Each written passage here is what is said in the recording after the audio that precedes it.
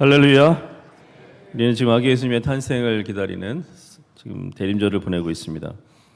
대림절은요, 아기 예수님의 탄생을 기다리는 절기이기도 하지만 다시 오실 예수 그리스도를 기억하고 기다리는 절기이기도 합니다. 우리가 뭔 행사를 이렇게 하게 되면은 준비하는 사람들이 있잖아요. 이제 여름에 6월 달에 농촌 선교를 하잖아요. 그러면 그 일을 하기 전에 벌써 몇 달 전부터 우리 선교위원회 달리다 보면 국내 선교위원회는 굉장히 바쁩니다. 그래서 계속 가야 되고 또 뭐 준비를 합니다. 당일날에도 여러분은 아무도 모르겠지만은 당일날도 우리가 뭐 적게는 50명, 어때는 막 한 100명 가까이 가잖아요. 그 전에 몇 시간 전에 선발대가 먼저 갑니다. 그분들이 참 귀한 분들이에요. 그래서 가서 그늘막도 다 치고 의자도 준비하고 전부 다 준비를 하는 거예요. 이분들이 없으면 이 국내 선교를 사실 할 수가 없어요. 그래서 저는 항상 그 농촌 선교할 때마다 미리 선발대로 가시는 우리 집사님 또 우리 장로님들께 늘 감사한 마음을 갖고 있습니다. 하나님께서는 큰 일을 하시기 전에 반드시 먼저 미리 준비하는 사람들을 선택하셔서 준비를 하셔요. 구약 성경에서 가장 큰 사건을 여러분 하나 든다면 뭘 들 수 있을까요? 구약 성경 전체에서 가장 큰 사건은 출애굽입니다. 그런데 이스라엘 백성이 이 출애굽을 하려면 이스라엘은 원래 애굽에 살잖아요. 출애굽이잖아요. 애굽을 탈출하려면 어디 살아야 됩니까? 제가 너무나 큰 질문을 했네요. 어디 살아야 되죠? 애굽에 살아야 되잖아요. 그래서 딴 데 살았는데 그러면 일로 이주를 해야 되잖아요. 그래서 그 일을 위해서 야곱 가문을 이제 이주시키는 내용이잖아요. 근데 이 일을 위해서 준비한 사람이 한 사람이 있었어요. 여러분 잘 아시죠? 누굴까요? 요셉입니다. 요셉. 그래서 이제 애굽으로 요셉을 보내고 야곱 가문을 애굽으로 보내기 위해서 하나님은 여러 가지 사건을 일으키시는 거예요. 그걸 나중에 이제 하나님께서 하셨구나라는 것을 요셉이 알게 되죠. 우리 한번 성경 찾아볼까요? 창세기 39장 1절입니다. 우리 큰 소리로 한번 읽어볼까요? 시작. 요셉이 이끌려 애굽에 내려가매 바로의 신하 취니 대장 애굽 사람 보디발이 그를 그리로 데려간 이스마엘 사람의 손에서 요셉을 사니라. 애굽에 이제 보디발 장군의 집으로 이제 노예로 팔려갑니다. 그러다가 이제 잘 했는데 그 보디발 장군의 부인이 요셉한테 반해가지고 막 유혹하고 막 그러다가 뭘로 몰았냐면 성추행범으로 몰았어요.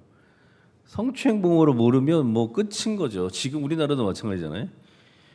끝인데 인생이 여기서 끝난 거예요. 그런데 감옥에 보내는데 어디로 보내냐면 최고위층 정치인들만 가는 고급 수용소로 요셉을 보내는 거예요. 말이 돼야 안 돼요? 말이 안 되는 거예요, 이게. 말이 안 되는 건 다 누가 하시는 거예요? 하나님이 하시는 거예요. 거기서 이제 환원들을 만나고 또 이제 요셉이 나중에 애굽의 총리가 이제 됩니다. 근데 이것도 말이 안 되는 게 요셉은 히브리 노예 출신이잖아요. 돈 주고 사왔잖아 지금 보디발 장군이. 근데 그 사람이 이렇게 돼가지고 당시에 애굽 왕 다음에 서열 2위의 총리가 된다고요? 이건 말이 안 되는 거예요. 절대 불가능한 거죠. 말이 됩니까 이게? 다 누가 하시는 거예요? 다 말이 안 되는 거는 성령 또 우리 하나님께서 하시는 거죠. 이제 야곱 가문이 나중에 이주를 이제 하는 상황에서 요셉이 형들과 화해하는 장면이 아주 유명한 창세기 45장 우리가 읽은 말씀이잖아요. 그때 요셉은 이제 다 알고 있었어요. 이 모든 것은 다 누가 하셨다고요? 하나님이 하셨구나라는 것을 알면서 형들과 화해를 합니다. 읽어볼까요? 45장 5절 말씀입니다. 창세기 45장 5절입니다. 자, 오늘 성경이 안 띄워주네요. 자, 자, 읽어볼까요? 자, 시작. 당신들이 나를 이곳에 팔았다고 해서 근심하지 마소서, 한탄하지 마소서. 하나님이 생명을 구원하시려고 나를 당신들보다 먼저 보내셨나이다. 뭐라 그러세요? 나를 당신들보다 먼저 보냈나이다. 이렇게 고백하죠. 이 요셉이 뛰어난 사람이에요. 그러니까 이 영적으로 다 깬 거예요. 그러니까 이걸 알지 어떻게 알겠어요? 형들이 요셉이 애굽의 총리인 걸 이제 알았어요. 기절초풍하는 거죠 이제. 자기들이 지은 죄가 있잖아요. 뭐 했어요? 죽이려고 했고 맨 처음에는. 그 다음에 뭐 했어요? 팔아먹었잖아요. 노예로. 그것도 뭐라고 생각했어요? 자기들 스스로 나는 이제 죽었다. 이제 우린 다 죽은 목숨이다. 이렇게 생각을 했죠.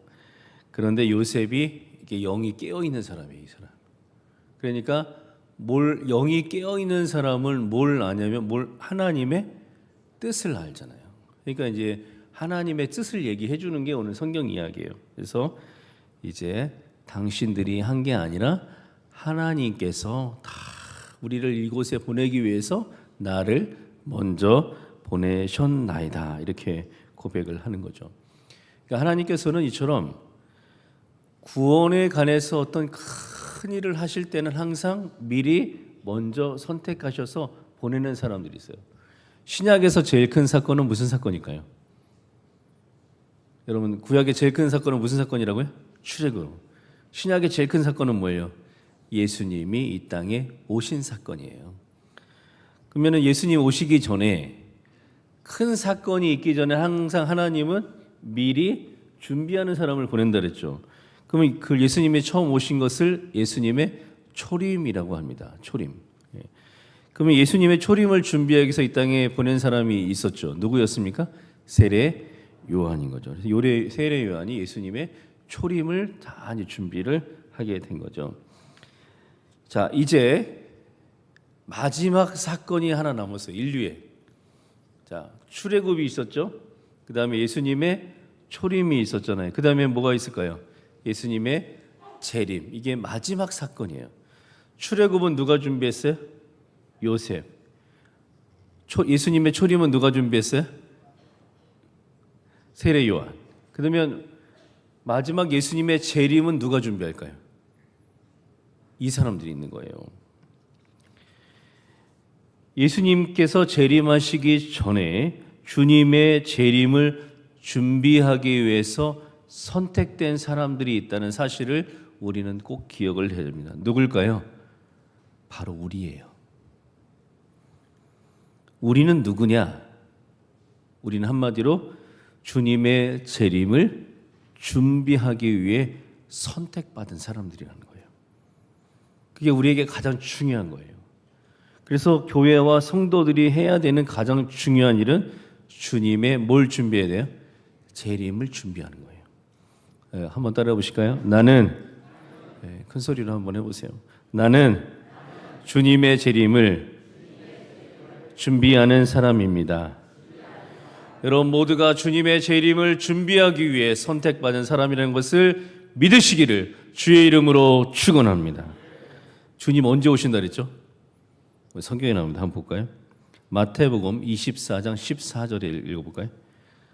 자, 한번 읽어보겠습니다. 시작. 이 천국 복음이 모든 민족에게 증언되기 위하여 온 세상에 전파되리니 그제야 끝이 오리라. 아멘. 자, 천국 복음이 모든 민족에게 증언되고 온 세상에 다 전파되면 그때 누가 오셔요?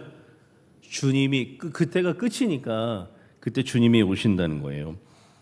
그러면 지금은 무슨 상황일까요? 주의 복음이 끝까지 전파되고 온 세상에 복음이 전파되면 그때 인류의 끝이고 그때 주님이 오신다 그랬잖아요. 그러면 지금은 무슨 상황이에요? 네? 지금은 무슨 상황일까요? 지금 무슨 상황이에요? 지금 무슨 상황이냐면요. 주님께서 다시 재림하실 때까지 이 세상은요, 복음을 모든 민족, 모든 나라, 모든 족속에 전파하려는 예수 그리스도의 세력과, 그게 누구예요? 그게 우리예요. 교회와 우리입니다. 그리고 그것을 생명 걸고 막는 마귀의 세력 간에 지금 전쟁을 하고 있는 거예요.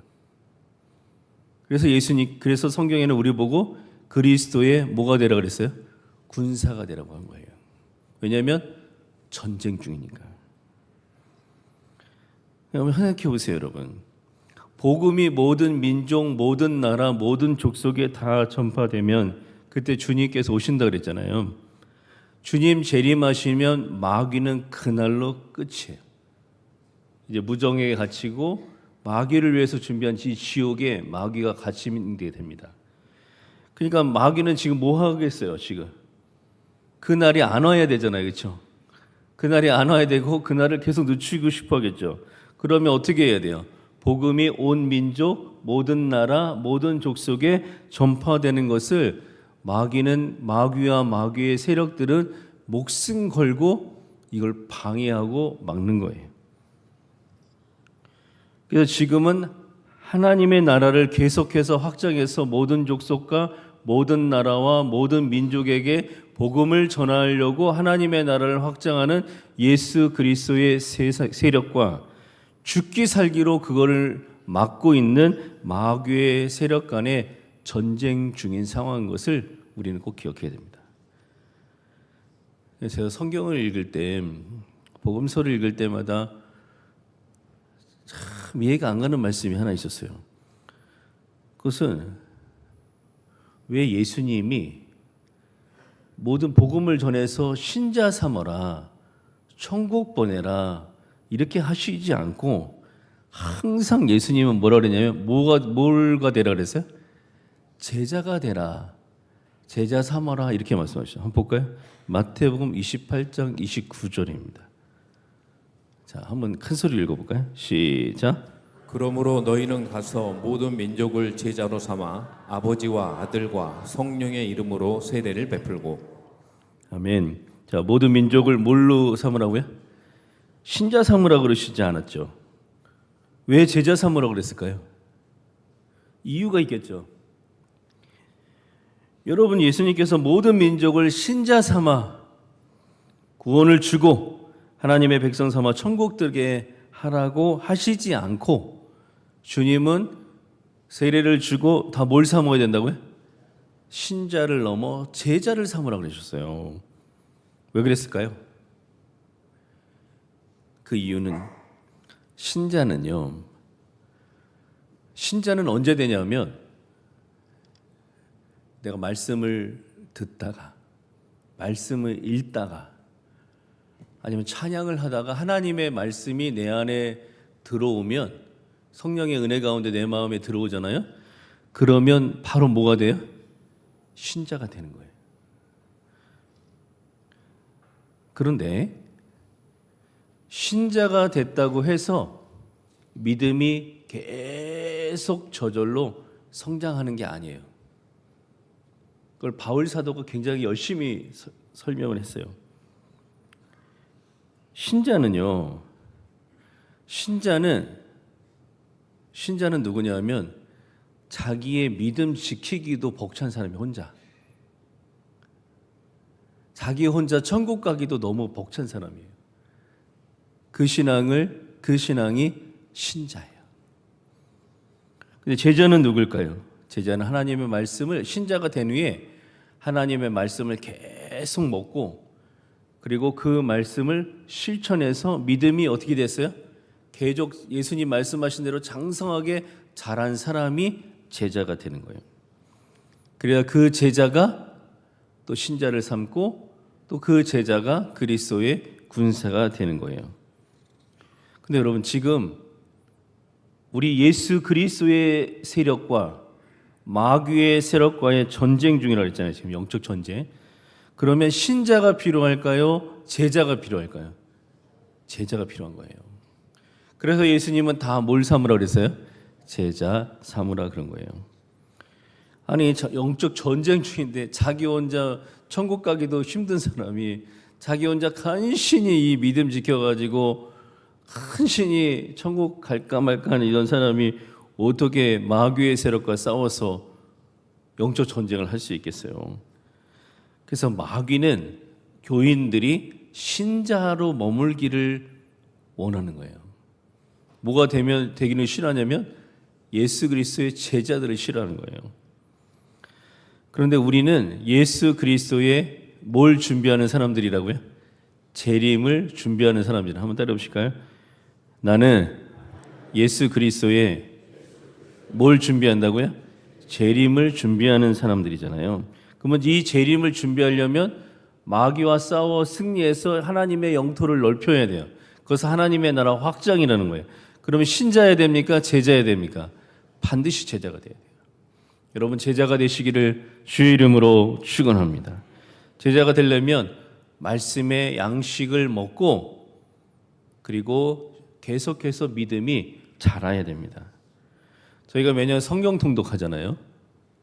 그래서 지금 성경 통독 많이 해서 여러분 성경 많이 읽으셨는데 성경 통독하는 이유는 바로 여기에 있는 거예요.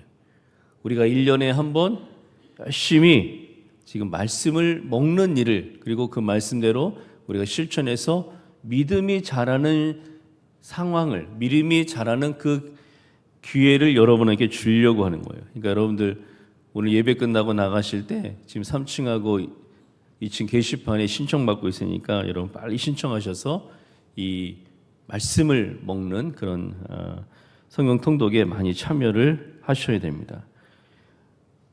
믿음이 우리 안에 들어오면 그때 신자가 되고 신자가 믿음이 자라면 뭐가 된다고요?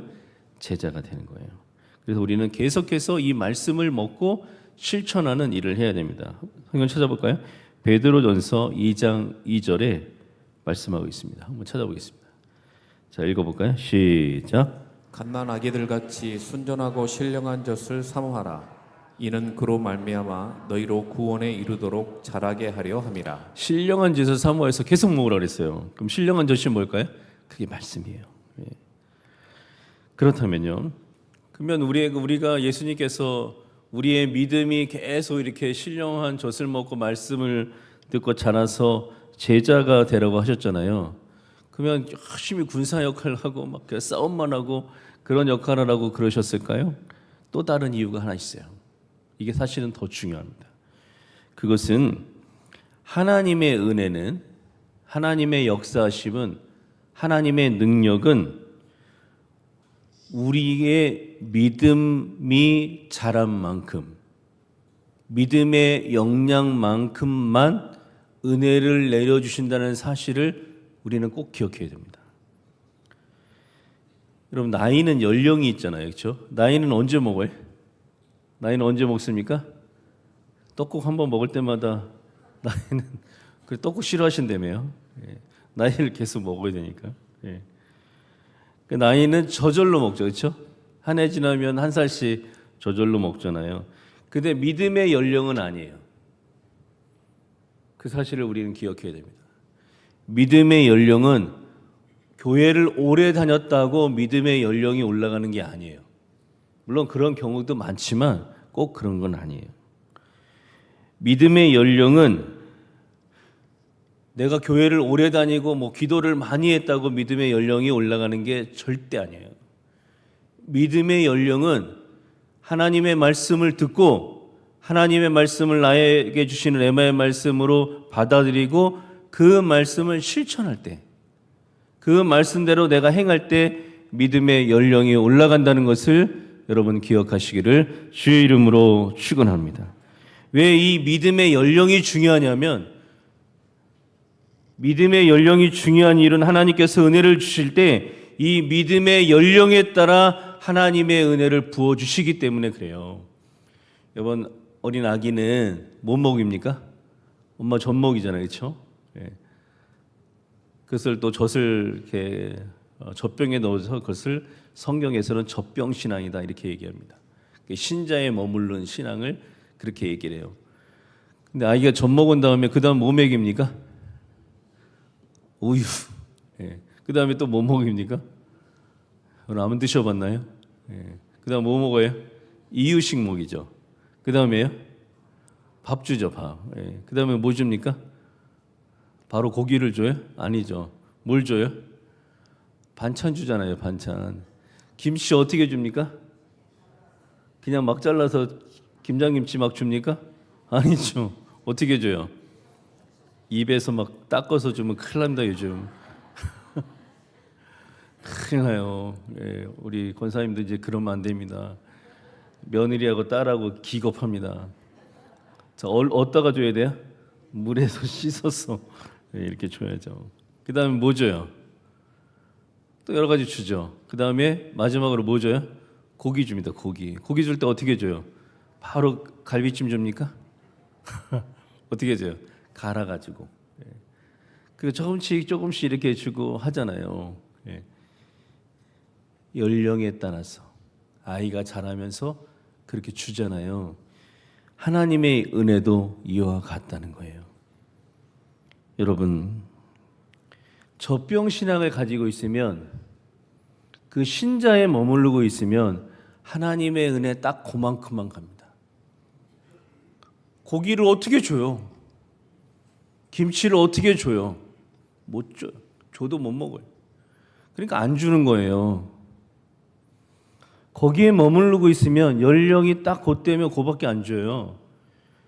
연령이 유치원 다닐 수준으로 5살, 6살, 7살이잖아요. 그러면 하나님은 딱 그만큼만 주는 거예요. 그래서 하나님의 은혜는 믿음의 연령에 따라서 주신다는 사실을 여러분 우리는 기억해야 됩니다.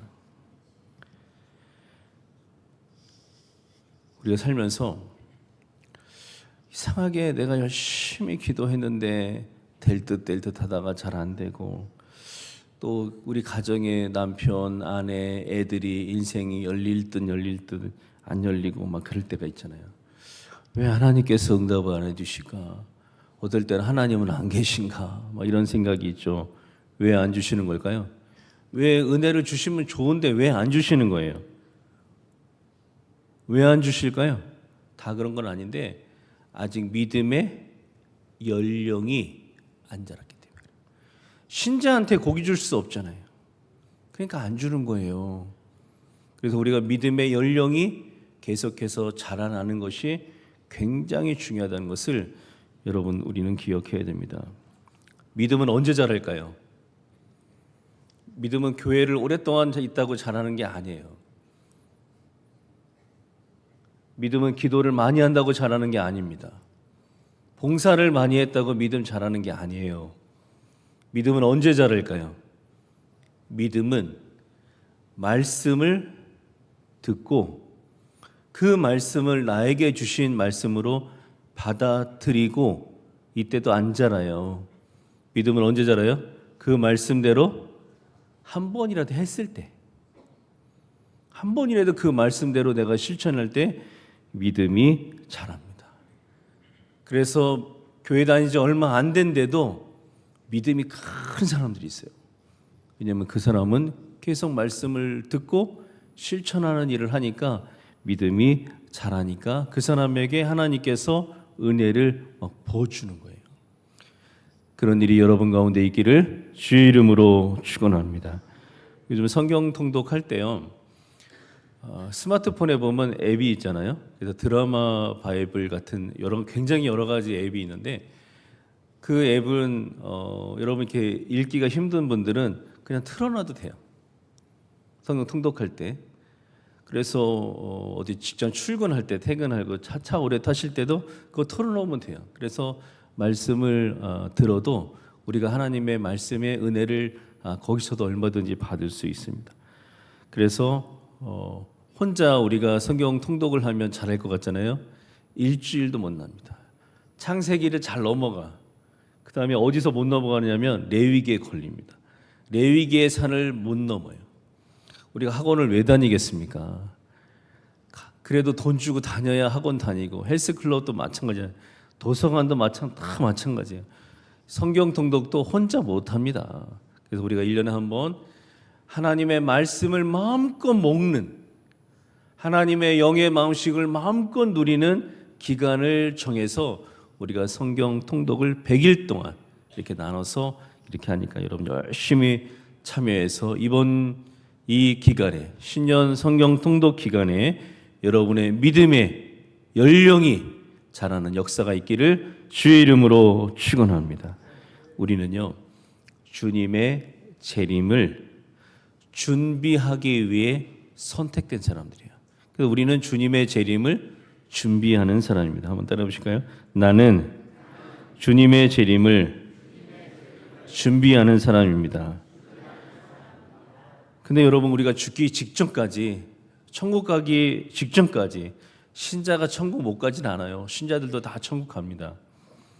근데 내가 신자에 머물러 가지고 교회는 다녔는데 제자가 못 되고 신자에 머물러 가지고 제자로서 주님의 재림을 준비하는 그 일을 내가 맡았는데 한 번도 못 하고 그리고 신자가 돼서 천국 가서 주님 만나면 주님 만날 때 두렵지 않겠습니까, 여러분? 괴롭지 않을까요? 즐겁고 행복하게 만나기가 쉽지 않겠습니까? 악하고 게으른 종아, 너는 땅에서 뭐 했냐? 한 번도 내 제자가 돼서 하나님의 나라 확장을 위해서 주님의 재림을 준비하는 일에 왜 참여하지 않았냐고 책망하시면 그 대답 못 하잖아요. 여러분, 예수님께서 우리를 선택하시고 우리를 구원해 주시고 신자 삼아 주신 그 이유는 예수님 대신에 이 마귀와의 영적 전쟁에서 우리로 하여금 하나님의 군사가 돼서 일을 잘 감당하라고, 하나님의 영토를 넓히고 하나님의 나라 확장을 위해 수고하라고 우리를 불러 주신 줄로 믿습니다. 우리는 주님의 재림을 준비하기 위해서 선택된 사람들입니다. 앞으로 예수 그리스도의 제자가 돼서 마귀와의 영적 전쟁에서 승리하고 하나님의 나라 확장을 위해서 계속해서 헌신하는 이는 자가 다 되시기를 주의 이름으로 축원합니다. 기도하겠습니다. 자비로우시며 은혜로